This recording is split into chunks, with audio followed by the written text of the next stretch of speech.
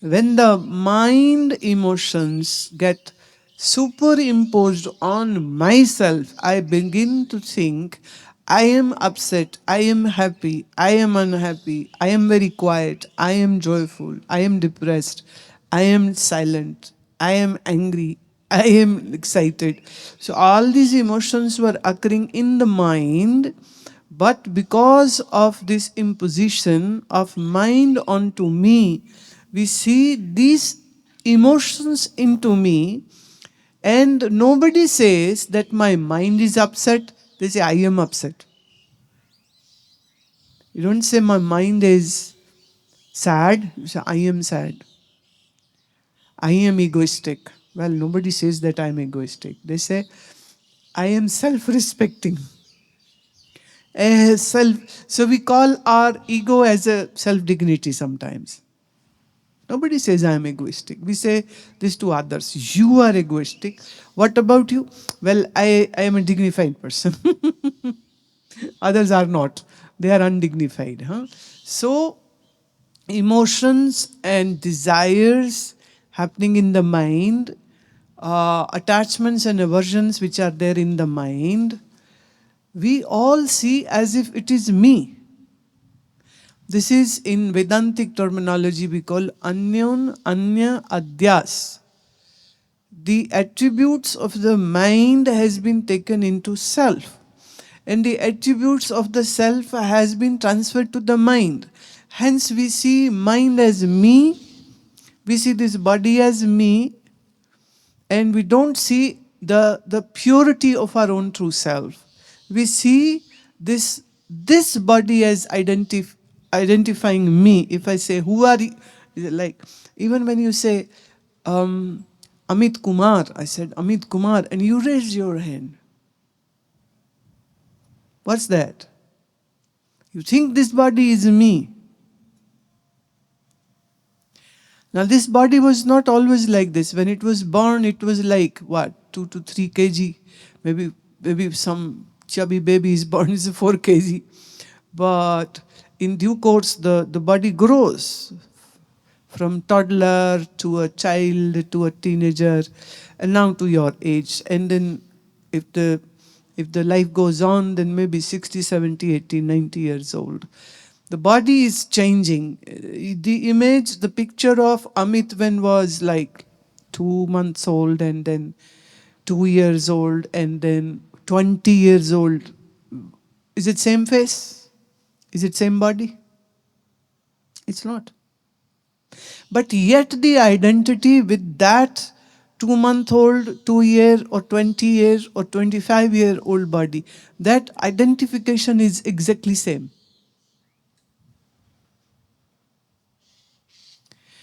The name of body was given by somebody, and then you adopted that name. Somebody is unhappy, they go to court, put a newspaper ad, and then you can change your name. You know, I don't like this name.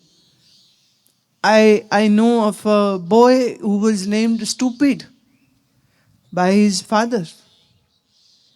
And when I heard, what is this? He said, I wanted my child to have a unique name. I said, but this is wrong. Then I changed that child's name, and now that child is a young man, a married man, a businessman. So whenever he comes to see me, he says, Gurumaa, you have rescued me. If you had not changed my name in the childhood, God, how much ragging would have happened in school and college, because what a stupid name to have a name as stupid. But kudos to the so-called modern parents who give these modern names to their kids, without even understanding what it is. Anyhow, so the identity of the body is seen to be as my identity, and if something happens to this body, then you are scared and sad. Oh, I am sick. Oh, I am sick. But technically speaking, there was a time when you had not even one body with you. Like one body died, like previous life, and the new life has not yet happened. This means in between there is a time when you are without a physical body. Like one of my Swami friend was saying, he had a very clear memory of his past life. And he said this to me, that my last body died 40 years ago. And then this birth happened. So he knew about that body, that life, that family, that town, that, all details. And he said, now this birth happened after 40 years. So this means in between there was no physical body. But like if you go to sleep and you have some work to do next morning, so you just think about this is the work I have to do tomorrow. Okay, now I should sleep, and tomorrow when I'll get up, then I'll finish this job, this work. So you go to sleep, and in the sleep you don't feel your body. Right? You don't feel your body. And then after 6-7 hours of sleep, you wake up, the sleep is gone, and then you feel your body, and then you get up and go to do your work. So I can say that one body died and the next has not yet happened. See this time as a deep sleep time, out of which you can't come willingly and consciously yourself. It is only when Mother Nature will give you new body and then you wake up. But then you have forgotten what you were supposed to do in your life. And then humans begin to repeat the same silly mistakes which they have been doing in all their lives. Now I am saying that just focus on that time when there was no body. In a past body was gone, cremated. New body has not happened. Like deep sleep, there is no awareness. There is no awareness also about any body, and body is actually not there. What is there is the package of the subtle body. That's the Sukshma Sharir. That's your 5 senses of knowledge, action, 10, mind, intellect, ego, and your chitta, and your 5 pranas. This is the package which is like in the seed form, subtle and seed form. I'm repeating it, subtle and seed form. Like a seed of a peepal tree has a peepal tree hidden in the seed. But it will come out only when we sow the seed and the seed sprouts and the sapling comes and the plant and then the tree and the huge tree is grown in few years. But every tree is hidden in the seed. Now, seed is a very gross thing, but your subtle body is not gross. That's subtle. Not even can be seen with the microscope. Like you can't see an atom with a microscope. So this subtle body is like in a seed form, subtle form. And then when the right time comes, then this mind will be led towards that set of parents who will be becoming your future parents. And boom, the conception happens. And then new body gets formed in 7 to 9 month time. Delivery is happening. New body is delivered. See, we say we say the mother has delivered the body. Like you got delivery of a car, new car. Huh? So the body gets delivered. To whom? To you. Supplied by whom? By nature. Why? Depending on your karmas. Depending on your karmas. Right? And then this sense of I arises. Even in a 1-month-old baby, the sense of I is there. See, every day, that day I met these 2 very pretty young girls. I named them when they were 7-day-old. These 2 mothers flew from Jamnagar, Gujarat, brought these babies. And because I was supposed to leave for US for my tour, and they said, we wanted our baby to be named by you. So they came here, 7-day-old baby. I named that baby. And now that girl is like 7 years old. So both of them were here. I asked her, so what's your name? She gave her name and then she said, you named me. I said, when? Then I saw the mother. Ah, there you are. How come these babies are coming to me on like such a small notice of that day we had a baby who was like 6 days old. Right? 6 days old. And the mother and the whole family came. Please name the baby. How many babies are born in, say, Gannor or Sonipat? But not every baby is coming here. So there is a big game going on. So the sense of I comes when this subtle body receives the gross body, and then I am, this sense automatically arises. But this sense of I am is not the real I. This is the reflection of the I happening into the mind. This pure self or the real self or Atma, whichever word you like, you can choose that word. So what you say now, I am, that I am is just a reflected one. That's not the truth.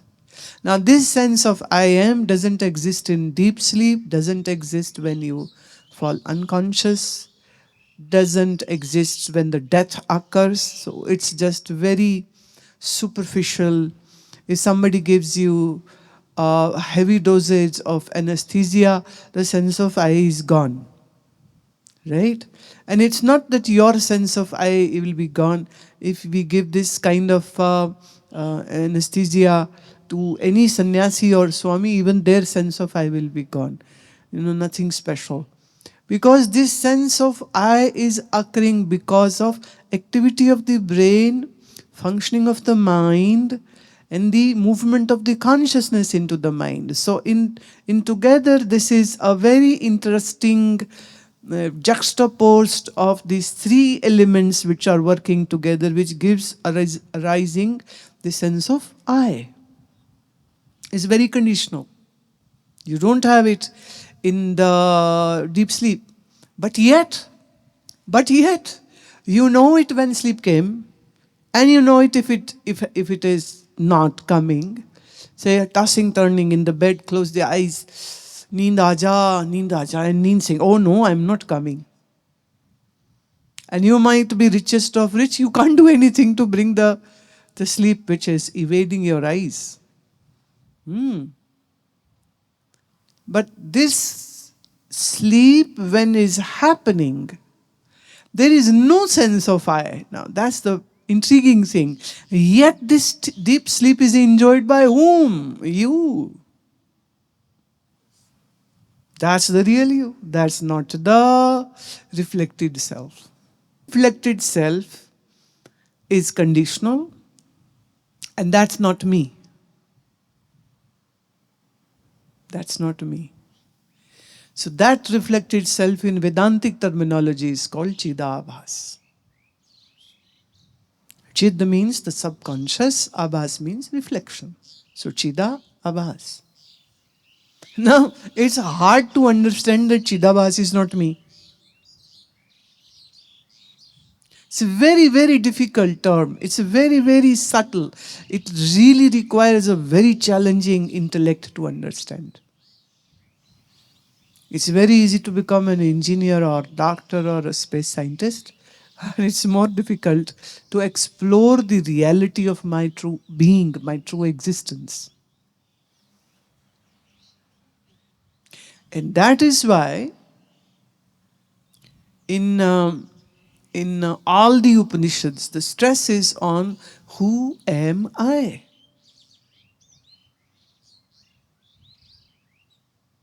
We need to know that, because this life, this body is a very temporal thing.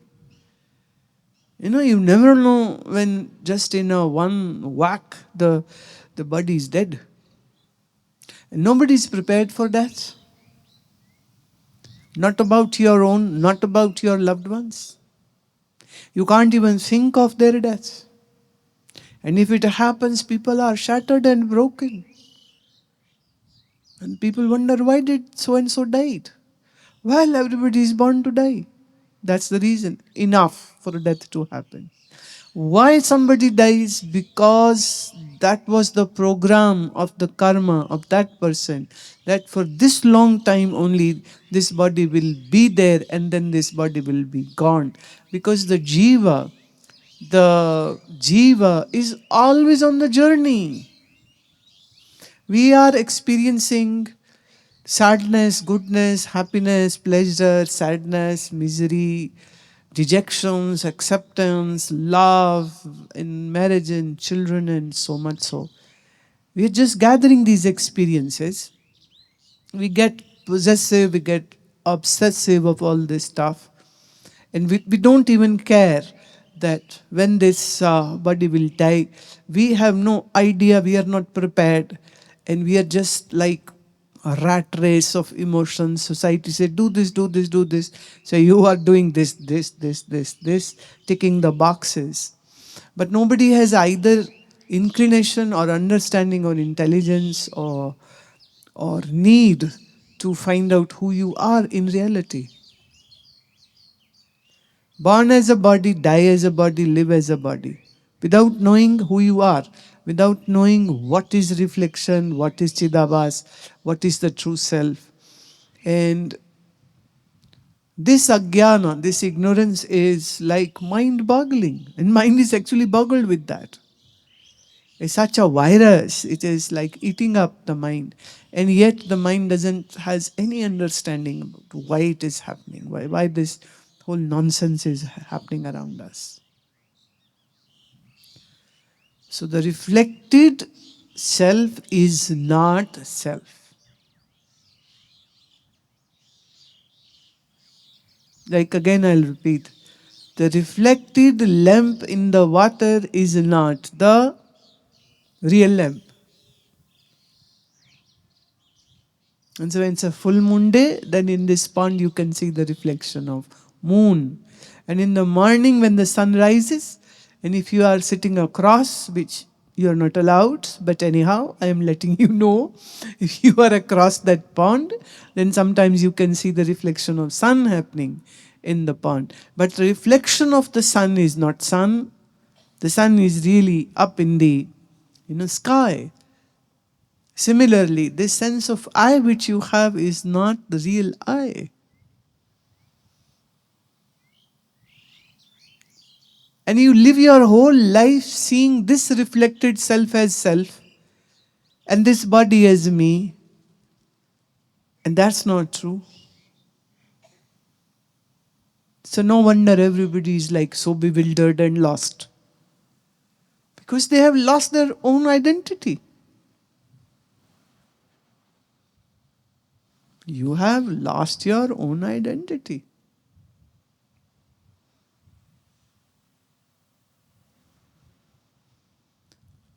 And that's why Baba Nanak rightfully says, Kahe re ban khojan jai.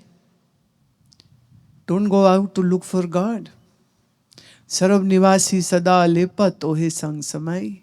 The one who is all pervasive is right within you. Pop mad jyo bas basat hai, mukar wahin jaise chai. The way the fragrance is in the flower, the way the reflection is in the mirror, तैसे ही हर बसे निरंतर काठी को जो पाई. Similarly, the divine is right in you. बार पीतर एक को जानो ए गुर ज्ञान बताई. Guru's highest knowledge is saying the one who is existing inside is existing outside. Jan Nanak bin apa chine mite na param ki kai. But until you remove this mass of ignorance from your mind, you will never find your own true identity. And you will never find the divinity outside of you.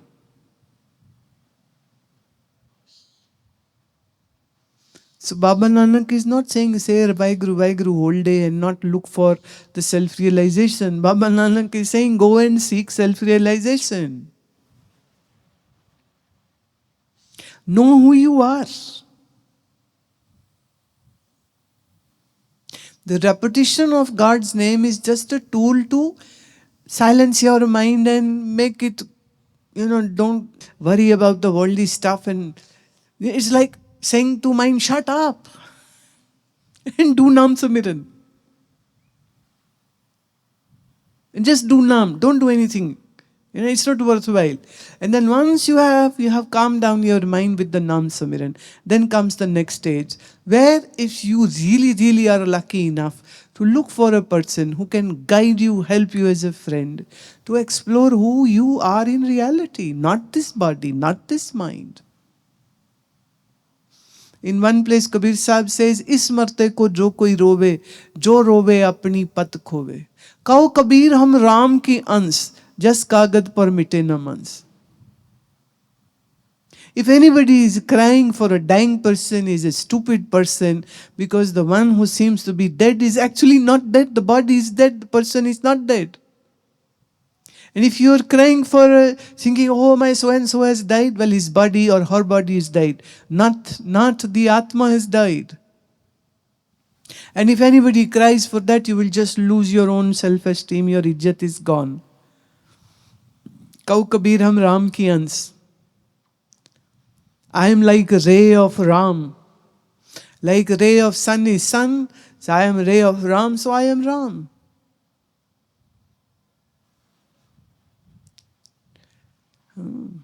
Kau Kabir hum Ram ki ans, just kagad par mite na mans. It's like Kabir Sahib is saying that if you write something, with the ink on the paper, and then you want to take that away. In old days, they never had those liquid erasers or something. So if you write on a piece of paper and you want to wash it off, and say if you wash it with the water, what would happen?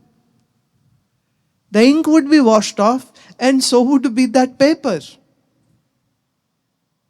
So he gives example, like you cannot separate the ink from the paper. Similarly, the God cannot be separated from you. Kaho Kabir hum Ram ki ans. Just kagad par mite na mans. You cannot erase the ink from the paper. It's old times, in the Kabir Sahib's time. It's the not very good paper. Now we have laminated paper, It's a different story, different times. But example of those days. See, whether it is Kabir Sahib, whether it is Guru Nanak, whether it is Sri Krishna, whether it is any Rishi, they will never say God is away from you and somewhere up in the sky. Up in the sky, nice Saturn, Moon, Jupiter, well, beautiful heavenly bodies are there. But don't say God is up there. Where you are, the divinity is right there. Now, because you don't know who you are, hence you are absolutely, you're like a mad person, a crazy person. You ask a crazy person, what's your name? And he just scratches his head. What's your address? He scratches his head. Where are you going to? He scratches his head. For everything he has no answer, because a crazy person. So if I ask you, from where have you come? So what you are saying is you are repeating certain words which I spoke at once upon a time. But in reality, if I ask you to ponder more, then your exact answer should be, I don't know. That would be more realistic answer. Like in USA, if a police arrest somebody, they say, hold your silence, or your words will be taken against you. So hold your peace. Don't speak anything, or these words will be going against you. Don't speak anything. Be mum. Not knowing the self, not knowing from where we have come, not knowing where we'll go, not knowing. Like that day, a child was asking, the girl said, why did my Nanu die? Her grandfather had died. So why did my Nanu die? I said, because everybody is meant to die one day. One day even my body will be dead. Your mom's body will be dead. Bodies are meant to be dead. But until the death happens, we need to grow up, we need to get knowledge, we need to live a beautiful life, we need to fill the life with laughter and meditation and silence. And she said, okay, I get it. She got it in this much time. I was very happy because I find all the children are extra brilliant, extra intelligent. And I always recall this t-shirt on which a young boy was wearing a t-shirt which had a slogan, I was born intelligent, my school made me stupid. Because your schools are not passing on the information about your own true identity. They are just talking about the academics, physics, chemistry, math, science. Well, even these are important, but more important is how to have a calm, collected, intelligent, beautiful mind. And how to know who I am, what's the truth of my existence. I'm not talking about teaching about God, I'm saying teaching about your own mind and teaching about your own existence. But that doesn't happen. So I have to do this job.